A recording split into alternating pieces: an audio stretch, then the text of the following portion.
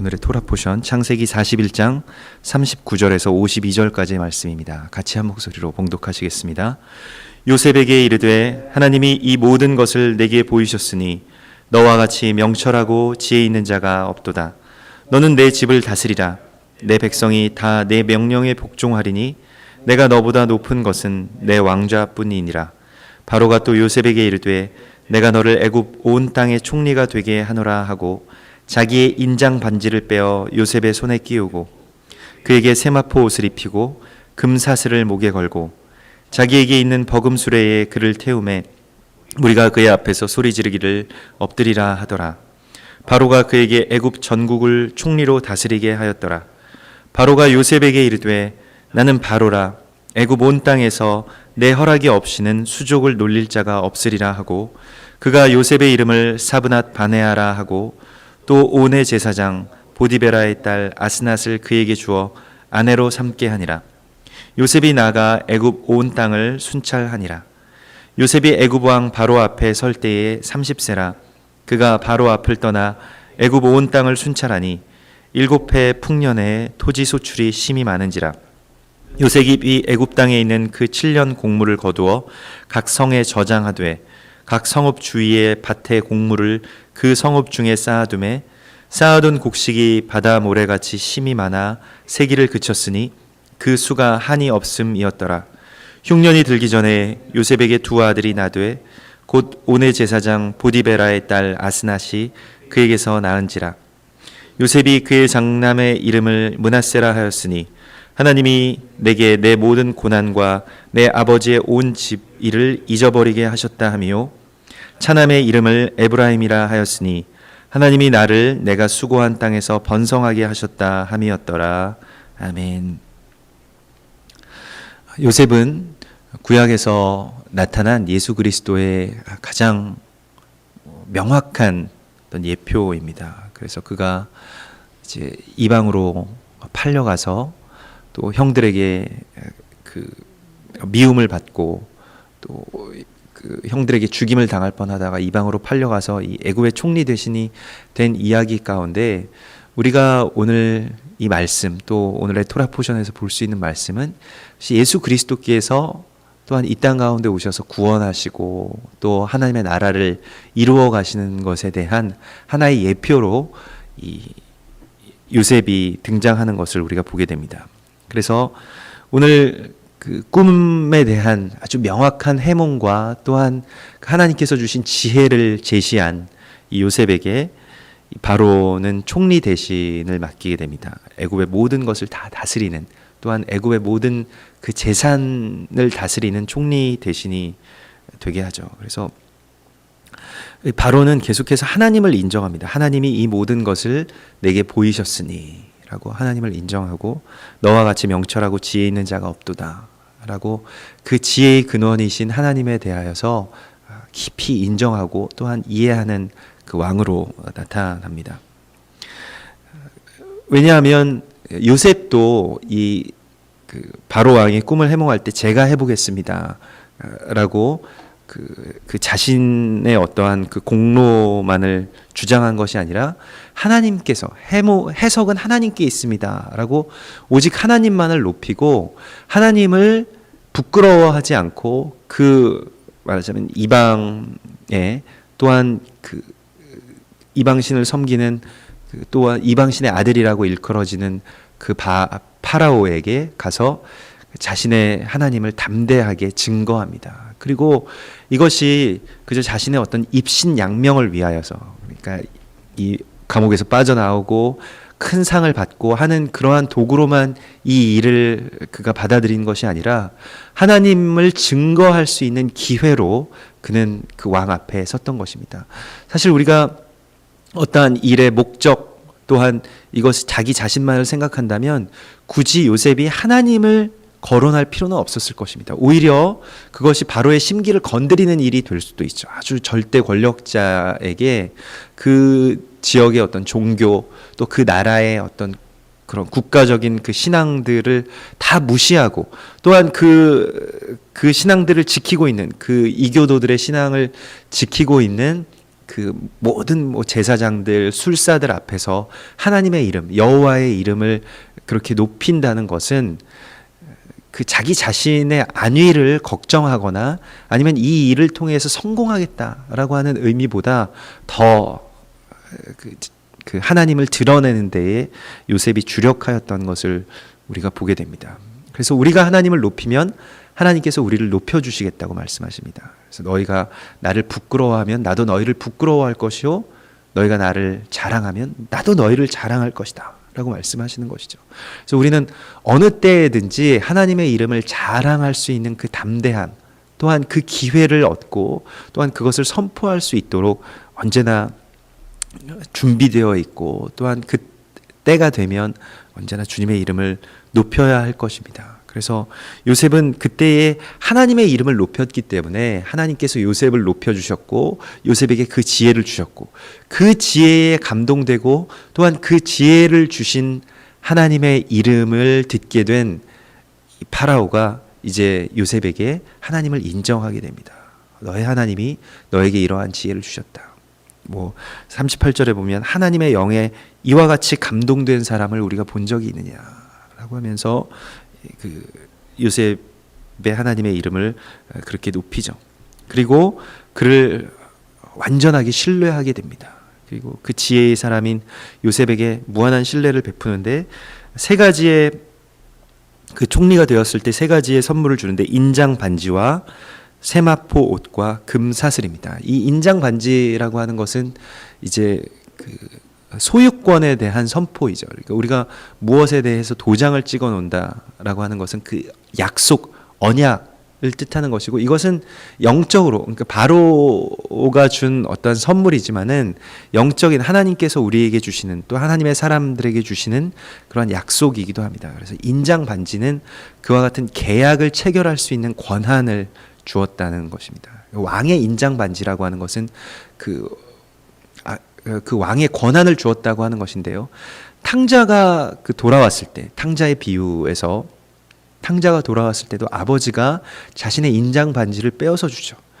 그러니까 그 전에 아버지의 소유만을 받아서 나갔던 아들이 다시 돌아오자 하나님으로 그렇게 상징이 되는 그 아버지는 오히려 그를 책망하기는커녕 인장 반지를 빼앗아 줍니다. 더 큰 신뢰를 보인다는 것이죠. 이것은 아버지의 권한을 준다라는 것입니다. 그래서 오늘 요셉에게 이 인장 반지를 바로 왕이 주는 것은 그러한 그 권한에 대한 위임의 예표가 있고, 우리가 그리스도인이 된다라고 하는 것은 단순히 그냥 하나님을 믿는다라고 하는 것이 아니라 그 아들에게 주시는 그 권한, 그러니까 아버지가 아들을 완전하게 신뢰하였을 때 이 집을 다스릴 권한을 우리 가운데 주신다는 것을 의미하는 것이고, 이것은 창조의 회복입니다. 하나님께서 사람을 창조하시고 우리를 대신해서 이 땅을 다스리게 하자 하셨을 때 사람을 창조하신 것이거든요. 그래서 하나님을 대신해서 이 땅 가운데서 참으로 그 은혜 안에서 왕노릇하리라 하시는 하나님의 말씀, 생육하고 번성하며 땅을 다스리라고 하실 때의 그 다스림의 권세를 우리에게 주신 것입니다. 그것이 바로 인장 반지이죠. 이것에 대한 회복을 오늘 우리 가운데 말씀하고 있는 것입니다. 그러므로 우리가 하나님께 나아갈 때 하나님께서 우리에게 주시는 것은 이 땅의 통치에 대한 권한을 위임해 주시는 것입니다. 우리가 그냥 땅에서 이제 벌벌 떨고 뭐 해와 달과 별들의 그런 운행과 또한 이 세상의 어떤 자연과 짐승과 다른 것들에 대해서 다 뭐 돌을 섬기고 무슨 뭐 호랑이를 섬기고 뭐 뱀을 섬기고 이래야 되는 사람들이 아니라 그것을 이제 다스릴 수 있는 권한을 받은 사람이라는 것을 오늘 우리 가운데 주께서 계시해 주시는 것입니다. 그것이 반지이죠. 그리고 그에게 이제 세마포 옷을 입히십니다. 이 세마포 옷이라는 것은 예수 그리스도께서 입으셨던 그 옷이기도 하고, 이것은 가장 거룩한 자라는 뜻이고, 우리의 뭐 죄악된 모습 가운데서 이 옷을 입히신다라고 하는 것은 영적으로는 우리가 이제 다른 신분으로 나아갔음을 완전하게 선포하고 있는 것입니다. 이 다른 신분이라고 하는 것은 어떤 것인가 하니 그 죄인된 신분에서 뭐 지금 요셉이 그것을 극명하게 보여주는 이미지인데요. 죄수로서 옥에 갇혀있던 그 죄수복을 벗기고 가장 거룩한 그 아들의 옷, 곧 왕의 옷인 세마포 옷을 입히신다는 것입니다. 이것이 바로 우리를 의롭게 여기시는 하나님의 은혜입니다. 하나님의 은혜는 우리에게 다른 옷을 입혀주시는 것이죠. 죄인으로 낙인 찍힌 죄와 사망의 옷이 아니라 생명과 성령으로 만들어진 그 세마포 옷을 우리 가운데 입히시고, 이 세마포를 만드는 것이 이제 그 삶이죠. 그것이 이제 또 그리스도 예수의 이제 죽음을 나타내는 것인데, 예수 그리스도의 십자가의 죽음으로 말미암아서 우리가 세마포 옷을 입게 됩니다. 가장 거룩한 옷을 입게 되고, 그리고 마지막 선물은, 세 번째의 선물은 이제 금사슬, 그러니까 금 목걸이를 걸어 주었다라고 하는데요. 이 금 목걸이는 가장 그 존귀함의 어떤 표현이지만, 이 금이라고 하는 것은, 그런데 이 목걸이라고 하는 것은 이제 순종의 표현입니다. 이스라엘 백성들을 하나님께서 책망하실 때 너는 목이 곧은 백성이라고 말씀하시는데, 목이 곧아서 높아지는 것이 아니라 목이 곧은 백성에게 주님께서는 목걸이를 걸어주실 수 없는 것입니다. 목걸이를 걸을 때는 목을 숙여야 하는 것인데, 그 하나님 앞에 엎드리고 순종하는 자에게 하나님께서는 가장 귀한 자유를 주시고, 정말로 생명 안에서 정말 왕과 같은 그러한 자유함과 존귀함을 주실 수 있는데, 그것이 바로 요셉의 순종이고, 또한 그 순종하는 요셉에게 주신 하나님의 축복입니다. 그래서 순종하는 자라는 뜻이죠. 그래서 오늘날에도 우리가 매는 목걸이, 또 우리 남자들이 그 목에 거는 이 넥타이, 이런 것이 다 어떤 주인에 대한 순종을 은연중에 그렇게 암시하고 있습니다. 그래서 실제로 그 카톨릭 사제들이 입는 로만 칼라 같은 경우에는 개 목걸이 뜻하는 것이죠. 그러니까 정말로 사람을 이렇게 끌고 다니는, 노예로 끌고 다니는 목걸이와 같이 내가 주님의 종입니다라는 것을 이렇게 선포하는 것입니다. 그것이 바로 목걸이의 의미이죠. 그래서 이와 같은 그 선물을 주고, 그리고 버금 수레에 그를 태우고 무리가 다 그 앞에 엎드리게 되는 그러한 놀라운 일이 일어납니다. 그 버금 수레는 이제 병거를 의미하는 것이고, 땅을 통치하는 그 다스리는 어떠한 그 도구, 또한 은사, 이러한 것을 주님께서 주시는 것이죠. 그냥 이 땅 전체를 통치할 수 있는 것이 아니라 그러한 도구와 또한 은사를 우리 가운데 주십니다.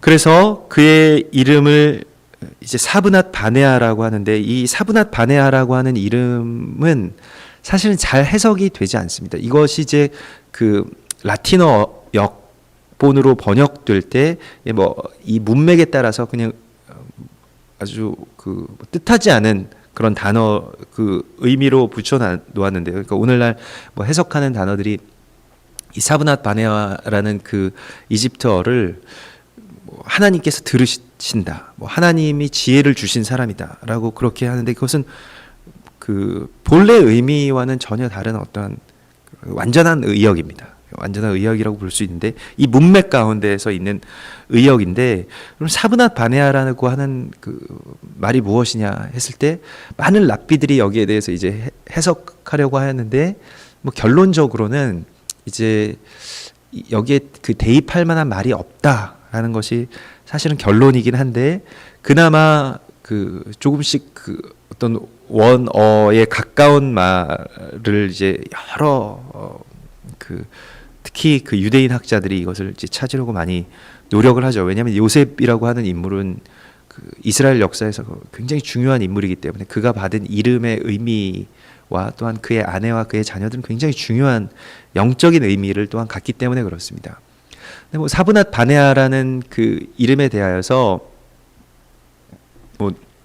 누구의 아들이다, 어떤 다른 의미들을 이렇게 찾곤 하는데, 제가 본 한 가지 이 사브낫 바네아를 직역한 의미는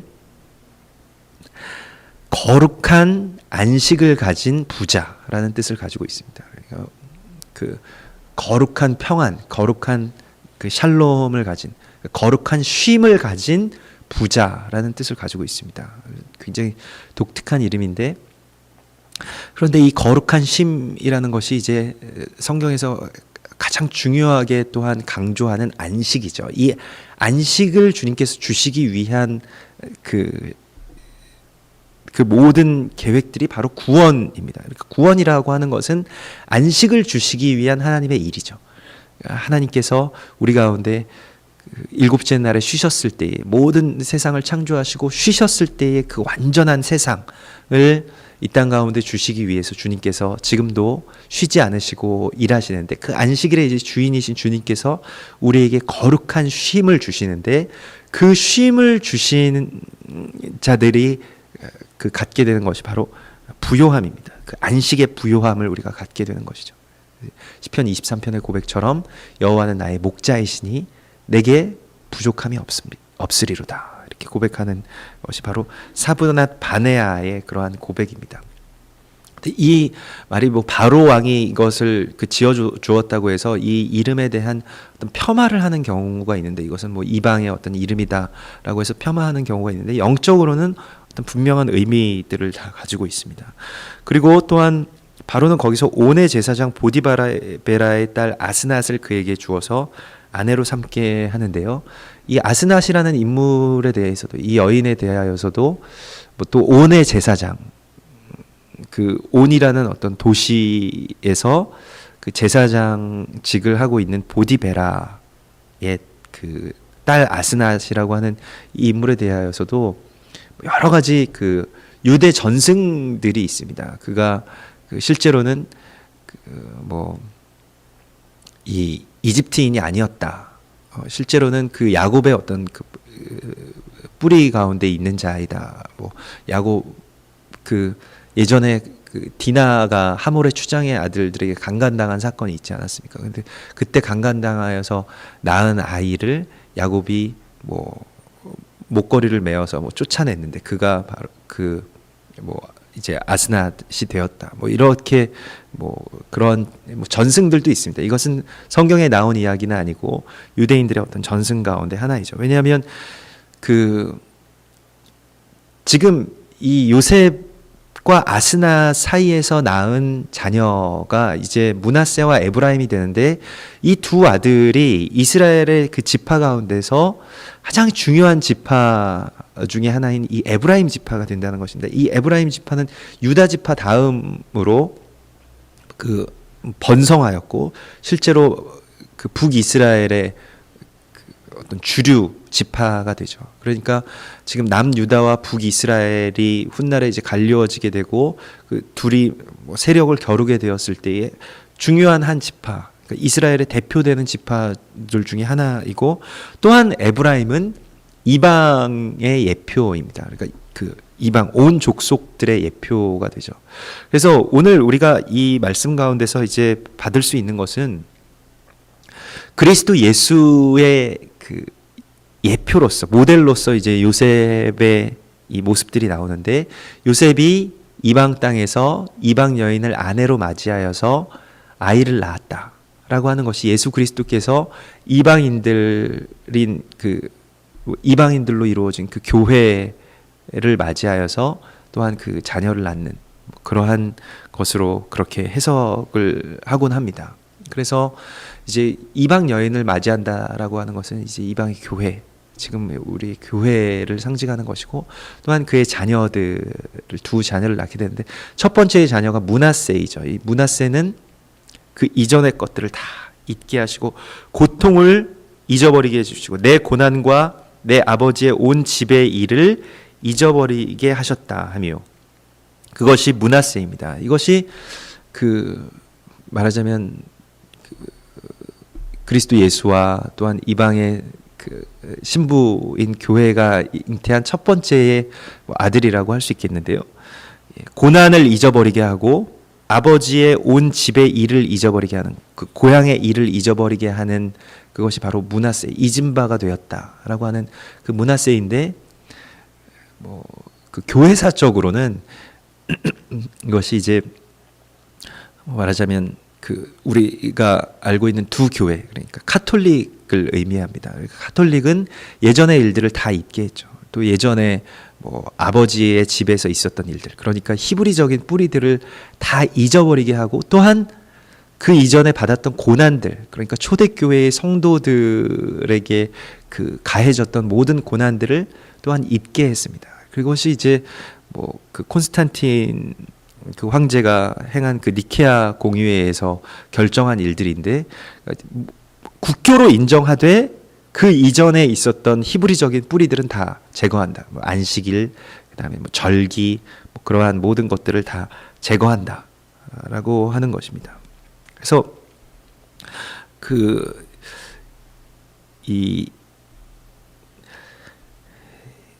다음에 아들이 이제 에브라임인데, 이 차남의 이름은 에브라임인데, 에브라임을 사실은 더 높이셨죠. 그러니까 에브라임에게 장자의 축복을 주는데요. 그 야곱이 이제 그 할아버지가 나중에 유언을 할 때 각 지파들에게 복을 줄 때 므낫세가 장자임에도 불구하고 에브라임에게 복을 줍니다. 그래서 손을 어긋나게 해서, 그러니까 자꾸 그 눈이 어두워진 그 야곱의 그 오른쪽의 손이 장자에게 주는 손인데 므낫세에게 곧바로 가야 되는데 가지 않게 하고 야곱이 자꾸 어긋나게 해서 그 에브라임에게 그 축복을 합니다. 그래서 요셉이 이것을 못마땅하게 여기서 왜 그렇게 하시냐고 말씀할 때, 아들아 나도 안다. 그러나 에브라임에게 더 큰 축복을 줄 것이다 라고 말씀하시죠. 그것이 바로 둘째의 이름 에브라임이고, 바로 교회와 또한 이방인들을 상징하는 그러한 말인데, 번성이라는 뜻입니다. 또한 이 번성이라고 하는 뜻에는 물고기의 그 히브리어의 이 문자 넘버들이 있는데요. 스트롱 넘버라고 하는 넘버들이 있는데, 그것이 바로 물고기를 상징합니다. 그래서 우리가 교회를 상징할 때 물고기를 상징하고, 예전에는 차들에도 많이 그렇게 붙이고 다녔었는데, 물고기 표시 같은 걸 많이 붙이고 다녔었는데 요즘에는 잘 붙이지 않는 것 같습니다만은, 그래서 번성한다, 또 물고기, 이러한 뜻을 가지고 있는 것이 에브라임입니다. 그래서 에브라임은 물고기의 뜻을 가지고 있고, 예수님께서 이 땅 가운데 오셨을 때 그 어부들을 찾으셨죠. 사람 낚는 어부들을 찾으는데, 그 물고기들을 다시 모으는 그런 어부들을 찾으신 것입니다. 그래서 내가 날 수고한 땅에서 번성하게 하셨다. 생육하고 번성하고 또 땅끝까지 이르러 주의 증인이 되는 이방의 교회들을 세우시고, 또 오늘날의 우리의 그 예수 믿는 자들, 또한 기독교인들을 그렇게 세워주신 것을 우리가 보게 됩니다.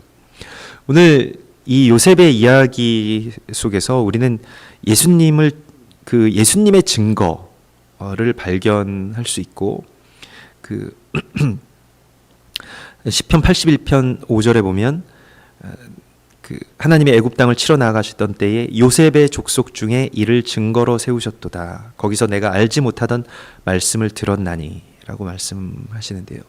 그 요셉 안에 그러한 메시아에 대한 비밀들이 있고, 요셉의 족속 가운데 그 증거가 있다라고 말씀하십니다. 우리는 그 요셉의 증거, 요셉의 족속 가운데 있는 그 에브라임의 후예들이고, 또한 주님께서 우리 가운데 주신 것은 바로 그와 같은 모든 그 번성함으로 이 땅 가운데 충만하게 하나님의 말씀과 그 복음, 그 은혜 안에서 이 땅을 통치하고 다스리고, 또한 하나님의 나라를 이 땅 가운데 예비할 주님의 사람들로 우리는 부르심을 받은 것입니다. 요셉은 이와 같이 그 자녀들을 낳고, 그리고 이제 애굽의 각 도를 다니면서 그 풍년의 때에, 지금 그 오늘 이 이야기 가운데서 또한 중요한 이야기는 그 바로의 앞을 떠나서 애굽 온 땅을 두루 다녔다, 순찰하였다. 46절에 보면 그렇게 나오는데, 계속 애굽 땅을 두루 다니면서 그 바로 앞에 있는 왕궁에 머문 것이 아니라, 요셉은 온 땅을, 온 열방을 두루 다니면서 이제 주님의 날을 예비합니다. 이 주님의 날이라고 하는 것은 심판의 날인데, 심판의 날을 예비하는 자로서 요셉이 오늘 이 성경 가운데 서 있습니다. 그리고 정말로 성실하게, 정말 진실하게 또 하나님의 때를 기다리는 그런 요셉의 모습을 보게 되고, 우리가 그저 이 자리에 어딘가에 어떤 평안에 올라와 있다고 하는 것이 그냥 가만히 있는 것이 아니라, 이 평안이라고 하는 것은 주님과 함께 동행하여서 정말 땅끝까지 이르는 것이 우리에게 평안이고, 우리가 생각할 때는 어떤 면에서의 평안은 가만히 있는 것, 그냥 아무 일도 안 하고 그냥 매일 쉬는 것이 그 참된 안식이고 쉼이라고 생각합니다만은, 그러나 하나님의 사람들에 있어서의 쉼과 평안은 하나님의 땅으로 가서 하나님의 말씀을 전하는 것이 평안이죠. 내가 이 말씀을 전하지 않으면 나의 마음에 불이 붙는 것 같습니다 라고 고백하였던 그 선지자들의 고백처럼 우리도 이와 같이 하나님의 때를 기다리고 또한 그 기다리는 데에 있어서 준비하고 머물러 있지 않고 왕의 앞을 떠나서 이제 애굽 각 도를 순찰하는 요셉과 같이 정말로 성실하게 또한 신실하게 하나님의 맡은 바 그 거룩한 사명들 위임들을 이제 행하는 주님의 거룩한 자녀들이 될 것을 주께서 우리 가운데 계시하여 주시는 것입니다. 우리 함께 같이 기도하겠습니다.